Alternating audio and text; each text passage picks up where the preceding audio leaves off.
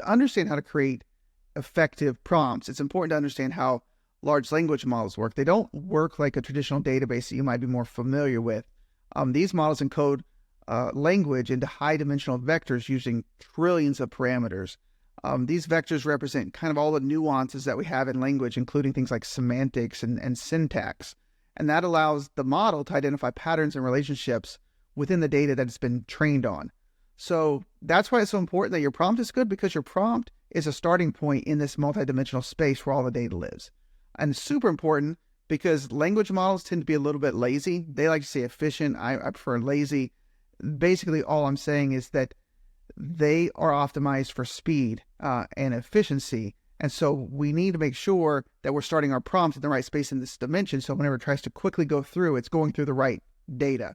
And it doesn't really matter if you're using ChatGPT or Google's Gemini or Microsoft's Copilot or the API or whatever model you prefer, the underlying technology all works the same. So understanding that, we can talk a little bit about how to make sure we're starting in the right spot.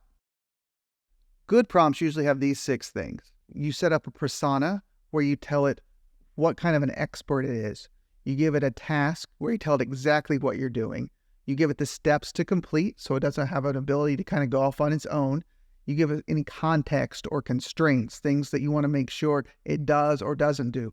You reiterate a goal at the end, and then if you need to format different outputs, you can always tell it what outputs you want it in. So let's talk about what that looks like in real life. So we're going to take this prompt here of give me a history of the United States between 1920 and 2020 as our jumping off point. You can see here I'm being a lot more precise. I'm not just asking for a history. I'm saying give me the history from a technology perspective. Again, I'm just trying to make sure in that multidimensional vector database, we're starting in the right area. We have the same task here. We're just asking it to analyze the history of the United States between 1920 and 2020, but now through the lens of a technology historian. We're going to be really specific with our steps to complete because we want to make sure it's doing exactly what we want it to do and not running off on one of its own tangents.